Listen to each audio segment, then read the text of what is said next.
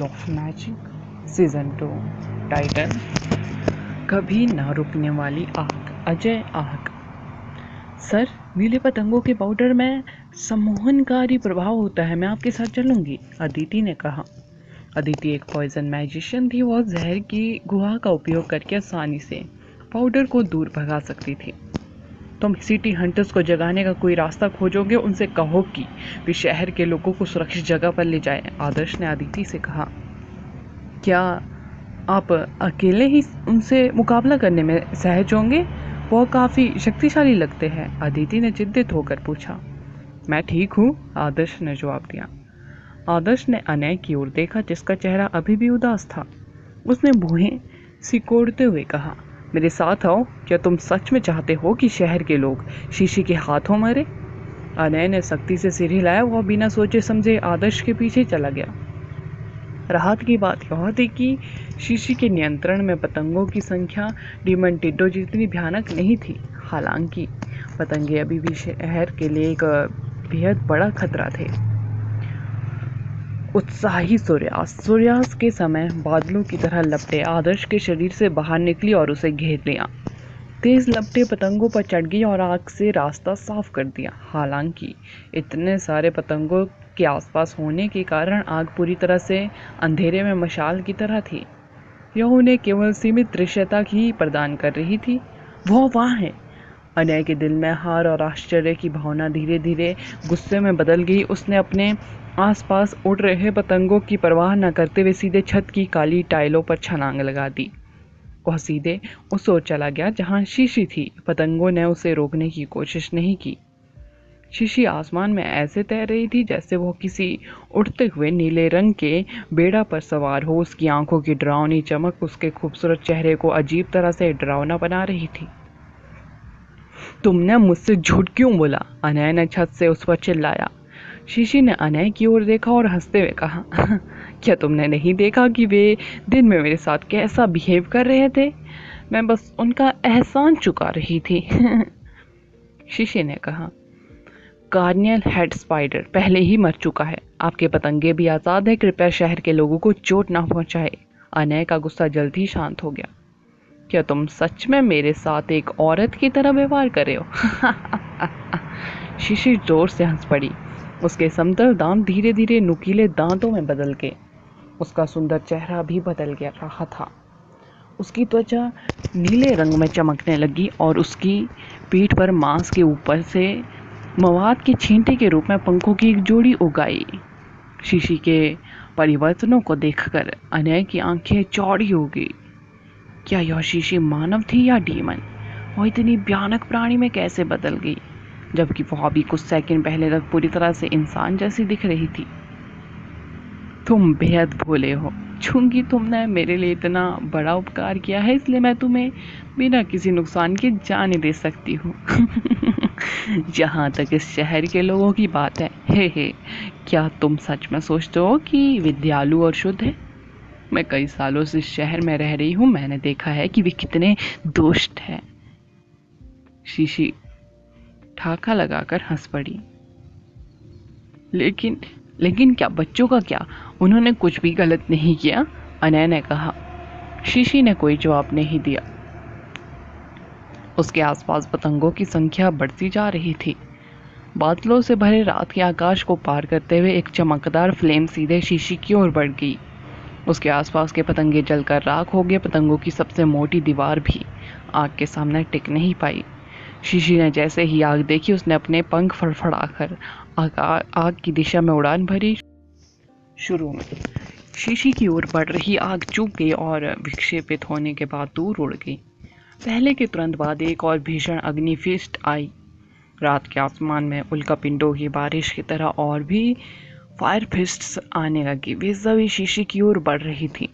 शीशी ने आग की लपटों को रोकना जारी रखा। हालांकि उसे जल्दी एहसास हो गया कि लपटें सिर्फ उसके पीछे नहीं थी।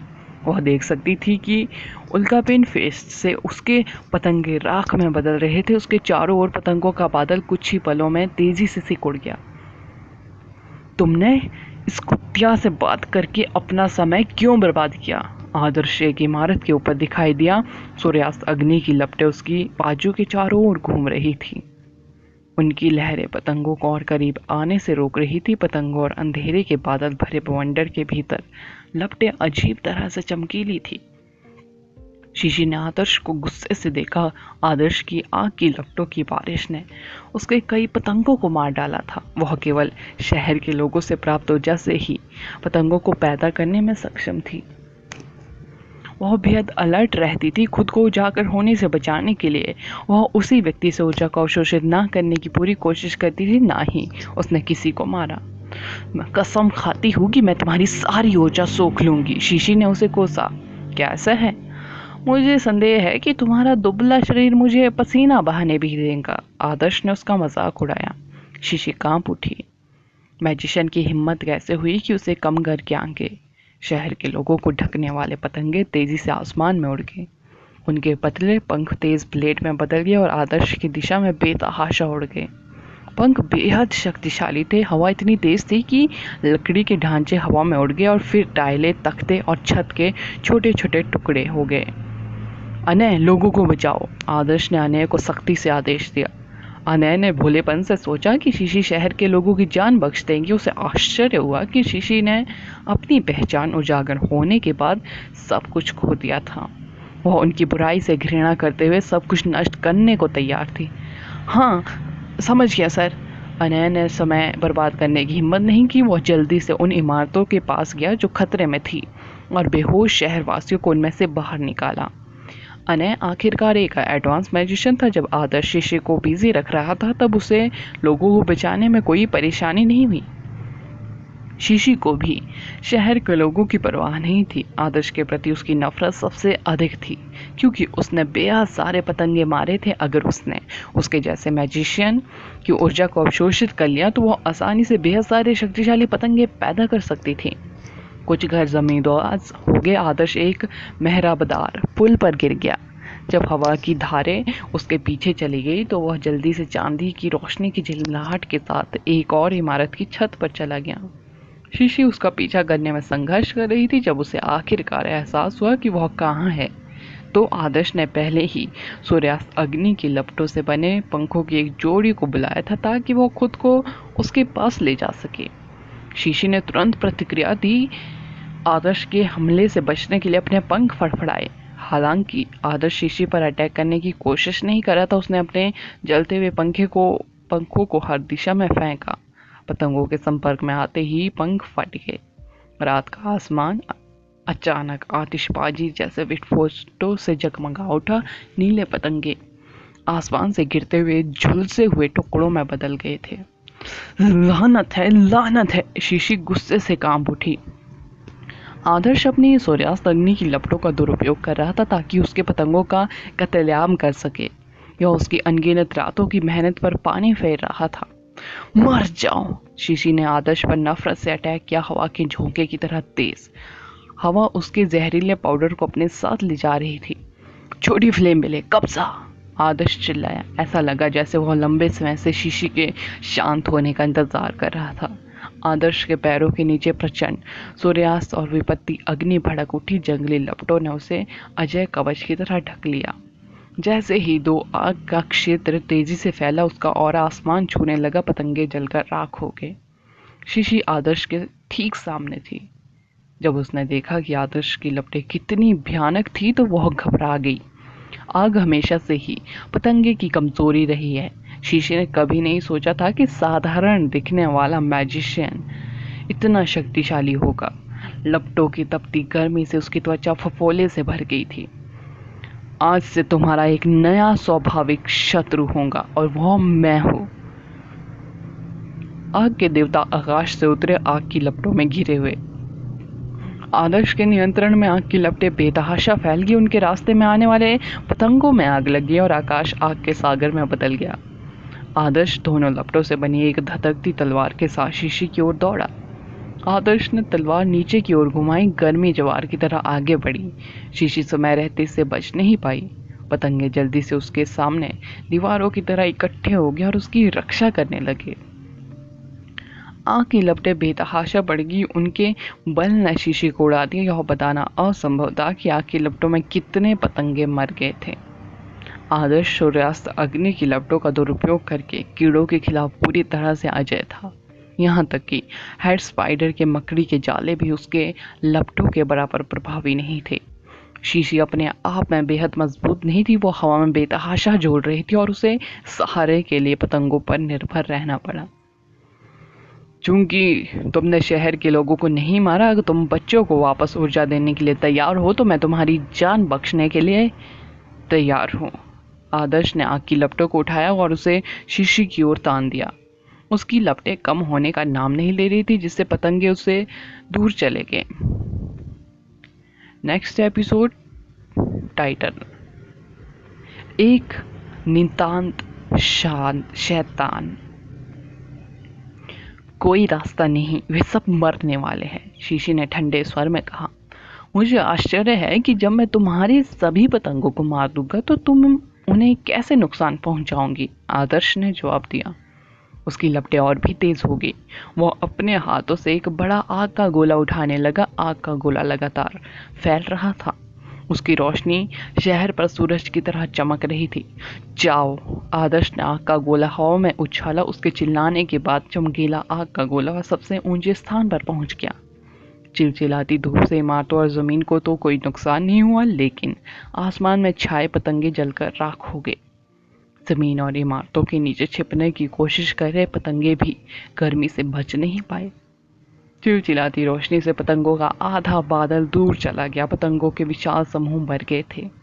वे आग की लपटों में 5 सेकंड से ज्यादा नहीं टिक पाए। उनके ज्वलनशील शरीर आसपास के अन्य पतंगों के लिए घातक थे, क्योंकि उन्होंने आग को तेजी से फैलने दिया, जिसके परिणाम स्वरूप शहर के ऊपर आसमान में आग की लपटों का एक शानदार सागर बन गया। शीशी पागलों की तरह कांप रही थी। जब उसने अपने पतंगों को नष्ट होते देखा, उसने उम्मीद नहीं की थी कि हेड स्पाइडर से छुटकारा पाने के बाद इतना शक्तिशाली फायर मैजिशियन सामने आएगा। यह बिल्कुल वैसा ही था जैसा उस आदमी ने कहा था। आखिरकार वह उसका सच्चा दुश्मन था। निर्दयी लपटें रुकने का नाम नहीं ले रही थी। उसके छोटे पतंगों के पास उनके सामने कोई मौका नहीं था। जब हवा उस पर चली तो उनका शरीर हवा में बिखर के वह अपना दिमाग खोने की कगार पर थी और लड़ने की उसकी इच्छा पूरी तरह से खत्म हो गई थी। अभी इसे बंद करो, अभी, शीशी उस पर चिल्लाई। मैं इन चीजों को जीवित रहने नहीं दे सकता जो इंसानों पर पलती है। आदर्श यहीं नहीं रुका। उनके हाथ एक और फायर का गोला उठाने लगे। उसने आग का गोला तैयार करने में ज़्यादा समय लगाया था, इसलिए यह पहले वाले से काफ़ी बड़ा था। आसमान में उठने के बाद इसकी रोशनी और भी ज़्यादा पतंगों को ख़त्म कर देगी। आदर्श का चेहरा भावहीन था। वह शीशी द्वारा इतने प्यार से रखे गए पतंगों पर कोई दया नहीं दिखा रहा था। विशाल आग का गोला आसमान में ऊपर उठा। इसकी चमक ने पूरे शहर को एक बार फिर से रोशन कर दिया। पतंगों का भी यही हश्र हुआ। वे एक बार फिर जलकर राख हो गए। शहर के ऊपर मंडरा रहा नीला बवंडर एक पतली नीली चादर में बदल गया था और भी पतंगे डर के मारे शहर से भागकर जंगल की ओर भाग रहे थे। मैं तुम्हें अपने साथ ही नीचे ले जाऊंगी। शीशी एक राक्षस का रूप धारण कर वापस आई और आदर्श पर अटैक किया। जैसे ही वो आदर्श की ओर उठ रही थी, उसके शरीर से ढेर सारा रेशम बाहर निकल आया, जिससे उसके चारों ओर एक विशाल कोकुन बन गया। शीशी आदर्श पर गोता लगा रही थी, इसलिए विशाल कोकुन शीशी के चारों ओर बंद होते हुए आदर्श को अपने अंदर फंसा रहे थे। आश्चर्य की बात यह है कि सूर्यास्त अग्नि की लपटें कोकुन को इतनी तेजी से नहीं जला पाई जितनी तेजी से पतंगों को जला पाई। कोकुन ने लपटों को भी अपने जाल में फंसा लिया था। कोकुन एक घर के आकार का था और इसकी बेहद मोटी दीवारें आदर्श की लपटों को इससे बाहर निकलने से रोक रही थी। हालांकि शीशी भी कोकुन के अंदर फंस गई थी। वह केवल पतंगों को बचाने के लिए ऐसा कर रही थी। सूर्यास्त अग्नि और आपदा अग्नि उसे निगल रहे थे। शीशी आदर्श जैसे हिंसक मैजिशियन के सामने कुछ नहीं कर सकती थी। उसने खुद को सीमित जगह में फंसाकर खुद को एक बड़ी भट्टी में फेंक दिया था। सूद ग्रेड की लपटें उसे निगल रही थी। अनय ने आसपास के लोगों को सुरक्षित स्थान पर पहुंचाया और 2 इमारतों के बीच लटके विशाल कोकुन पर नजर डाली। उसने महसूस किया कि उसके अंदर भावनाओं का ज्वार उमड़ रहा है।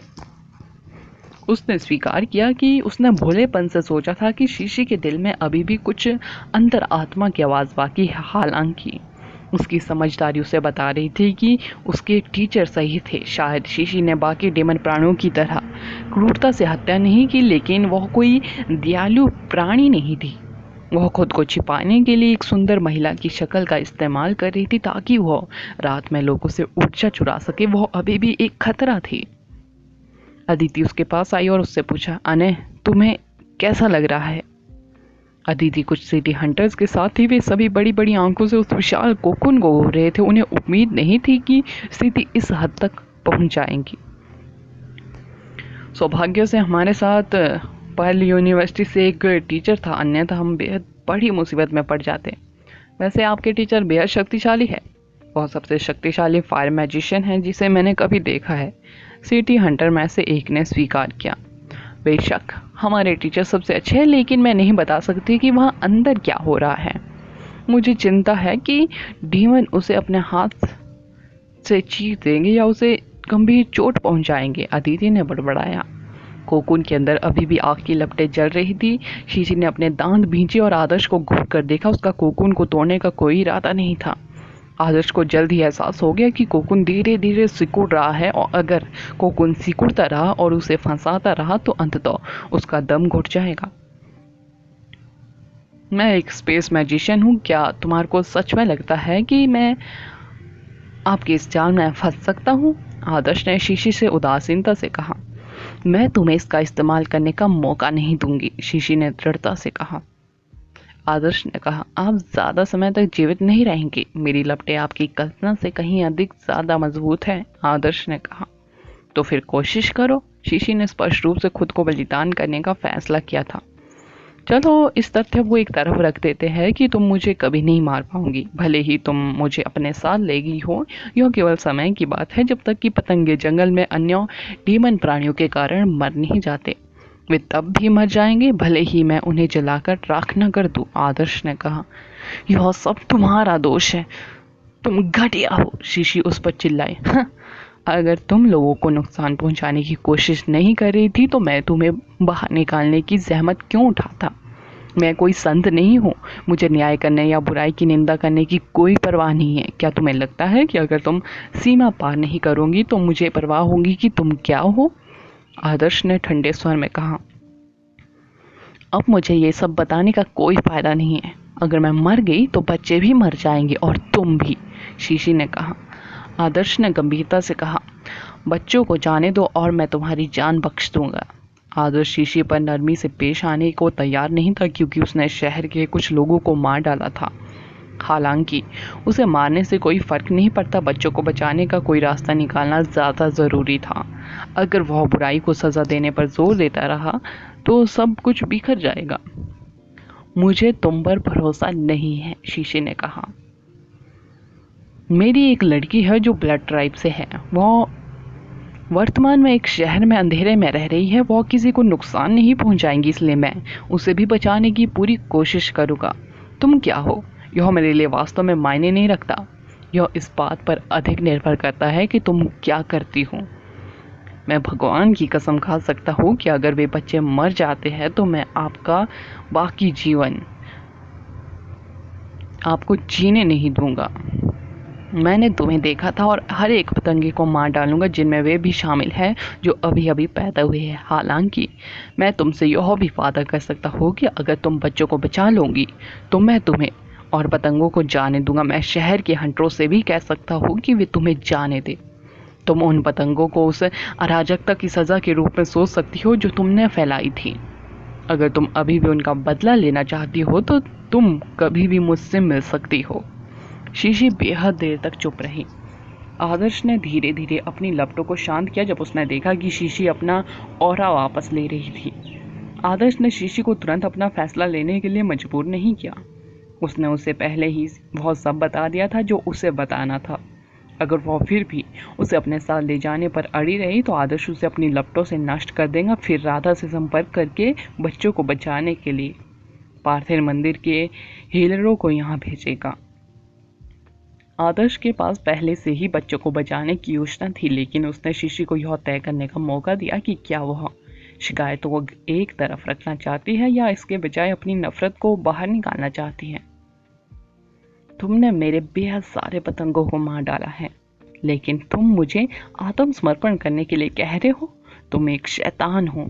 शीशी अभी भी एक मजबूत शिकायत रख रही थी, लेकिन वह स्पष्ट रूप से अभी से आदर्श की ओर निर्देशित कर रही थी। आदर्श शीशी के लिए शहरवासियों से 10 गुना या 100 गुना अधिक डरावना था। जैसा कि मैंने कहा, आप मुझसे अपना बदला लेने की कोशिश कर सकती है जब तक आपको लगता है कि आप मुझे मार सकती हैं। आदर्श ने आसानी से जवाब दिया। तुम्हें 10,000 बार मारना भी काफी नहीं होगा, शीशी ने कहा। आदर्श ने कोई जवाब नहीं दिया। वह उसे उकसाना नहीं चाहता था। वो इस समय तनाव में थी, भले ही उसने उसे पहले ही मना लिया था। विशाल कोकुन धीरे धीरे टूटकर बिखर गया। पतंगे भागे नहीं। वे शीशी के बारे में चिंतित लग रहे थे, जिसने उनके लिए खुद को बलिदान कर दिया था, और कोकुन के चारों ओर बेचैनी से उड़ रहे थे। आदर्श को यह देखकर आश्चर्य हो गया। वे तुरंत आदर्श पर झपटे, मानो वे उसे बाहर निकालने के खुद को बलिदान करने वाले थे। इसे भूल जाओ, वापस यहाँ आओ, शीशी ने पतंगों से कहा। इस गति से तो सचमुच पतंगे आग की लपटों में उड़ रहे थे। शीशी जानती थी कि युवा मैजिशियन तर्क से परे शक्तिशाली था। वह उसका कुछ नहीं कर सकती थी। जाओ और बच्चों को ऊर्जा लौटा दो, शीशी ने पतंगों से फुसफुसाते हुए कहा। कुछ अर्ध पारदर्शी पतंगे तेजी से हॉस्पिटल की ओर उड़ गए। वे बच्चों के ऊपर रुके और एक हल्की रोशनी छोड़ी जो बच्चों पर जा गिरी। बच्चे धीरे धीरे ठीक हो गए, उनकी आंखें झपकने लगी। बाकी सभी युवा अभी भी बेहोश थे। बच्चे की आंखें चौड़ी होगी जब उन्होंने देखा कि हॉस्पिटल में बाकी सभी लोग गहरी नींद में सो रहे हैं। उन्हें इस बात का बिल्कुल भी एहसास नहीं था कि क्या हुआ था। मुझे माफ कर दो, मैं तुम्हें कभी नहीं पकड़ पाऊंगी और ना ही तुम्हारे पंख तोड़ पाऊंगी। मैं तुम्हें दोबारा नमूने में नहीं बदलूंगी, एक छोटी लड़की ने धीरे से वादा किया। यह सब तुम्हारा दोष है। तुमने कहा था कि तुम उन्हें पकड़ोगे और उनके पंख दीवारों पर लटका दोगे, लेकिन वे तो कीड़े हैं, एक बच्चे ने दृढ़ता से कहा। अगला एपिसोड जानने के लिए बने रहे मेरे इस चैनल के साथ। Thank you.